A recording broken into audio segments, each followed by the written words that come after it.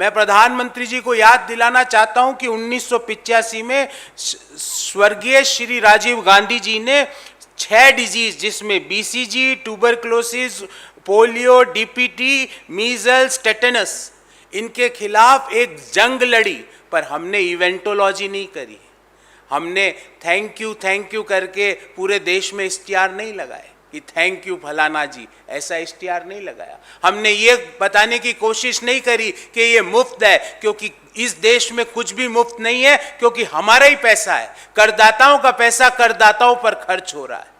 इसलिए ये कहना कि मुफ्त क्या होता है? मुफ्त तो जब हम माने जब भारतीय जनता पार्टी को जो इलेक्टोरल बॉन्ड में पैसा मिल रहा है उससे वैक्सीनेशन प्रोग्राम चालू करे तो मुफ्त माना जाएगा।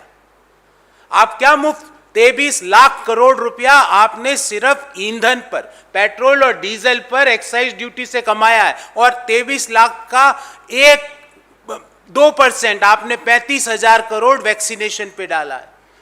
मैं तो प्रधानमंत्री जी को कहता हूं कि वैक्सीन सर्टिफिकेट में आपकी फोटो नहीं होनी चाहिए, तेल भराते हुए उस व्यक्ति की फोटो होनी चाहिए जो तेल भरा के वैक्सीनेशन की फंडिंग कर रहा है, अगर आप मानते हैं कि तेल के पैसों से वैक्सीनेशन की फंडिंग हो रही है। दूसरा तथ्य, प्रधानमंत्री जी ने अपने वक्तव्य में, और कल से कई लोग एक भ्रम फैला रहे हैं कि दुनिया में पहला देश बना जहां पे 100 करोड़ वैक्सीन की डोजेज लगी। साथियों, सितंबर 16, 2021 को चीन में 80% लोगों को वैक्सीनेशन लग गई थी, और दोनों vaccine, double vaccination, 216 crore doses 16 सितंबर 2021 को चीन में लग चुकी थी। और आप किस तरह की अतार्किक और अनसाइंटिफिक बात कर रहे हो?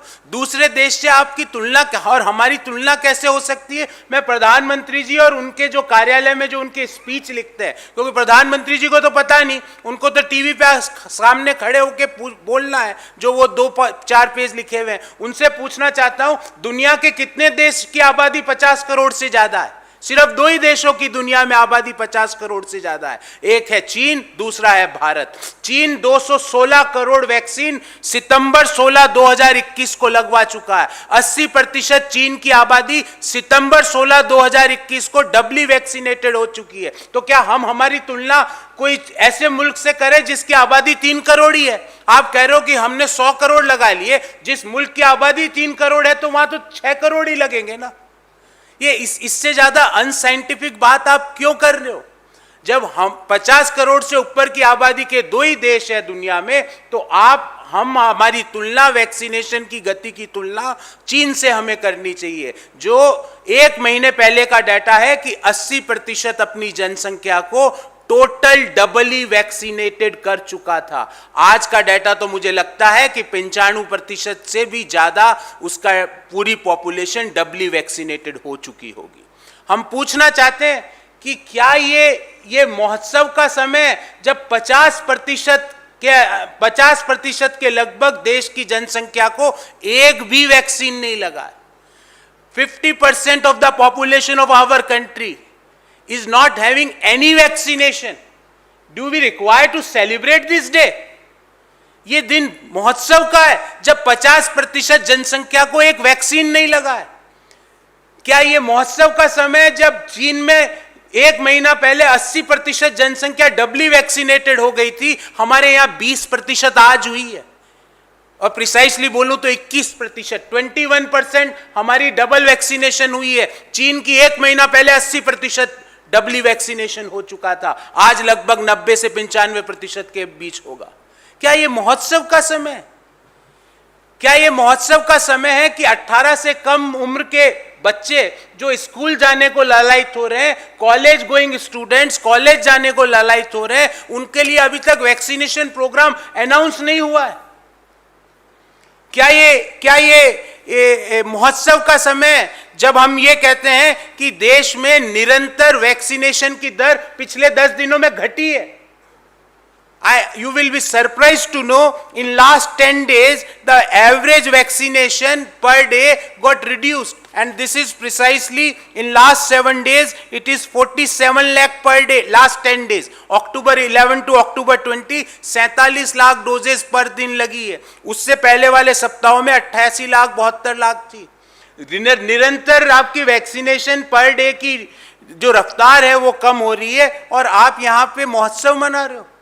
क्या ये महोत्सव का समय, जब 1 जनवरी से लेके आज तक डीजल में 29% हाइक हुई है सिर्फ 10 महीने में, 9.5 महीनों में, और पेट्रोल में 27% प्राइस हाइक हुई है. मैं पूछना चाहता हूं, ऐसा कौन सा व्यक्ति है, ऐसा कौन सा व्यापार है सिवाय 2 लोगों के व्यापारों के अलावा, जिसने पिछले 9.5 महीनों में 27% की जिसमें आय की वृद्धि हुई हो, जिसमें 29% की आय में वृद्धि हुई हो? ऐसा कौन सा व्यापार है, ऐसा कौन सा व्यक्ति है जिसके वेतन में पिछले 9.5 महीनों में 29% आय में वृद्धि हुई हो? पर हमारे पेट्रोल और डीजल के दाम पिछले 9.5 महीनों में डीजल में 29% की वृद्धि हुई है, पेट्रोल में 27% की वृद्धि हुई है, और हम यहां पे पोस्टर लगा रहे हैं, थैंक यू फलाना जी. किसके लिए थैंक यू? क्या आपने हमारे ऊपर पेट्रोल और डीजल के दाम बढ़ा के जो हमारे को कष्ट दिया है, वो भी त्योहारी मौसम में, उसके लिए थैंक यू बोले? किसके लिए थैंक यू बोले? क्या हम इसलिए थैंक यू बोले कि 50% भारत की जनसंख्या को एक भी डोज नहीं लगा है? क्या इसके लिए थैंक यू बोले? क्या इसके लिए थैंक यू बोले कि 10 महीने हो गए वैक्सीनेशन को चालू हुए, मात्र 21% देश के लोगों को डबल वैक्सीनेशन लगा है? क्या इसके लिए थैंक यू बोले? किसके लिए बोले? और आज माननीय प्रधानमंत्री जी ने अपने ताली थाली इवेंट को जस्टिफाई किया. मुझे तो लगा था कि कोई भी विवेकशील प्रधानमंत्री, कोई भी विवेकशील व्यक्ति जिसने गलत काम किया है, उसको महात्मा गांधी जी के अनुसार उसको क्षमा याचना करनी चाहिए.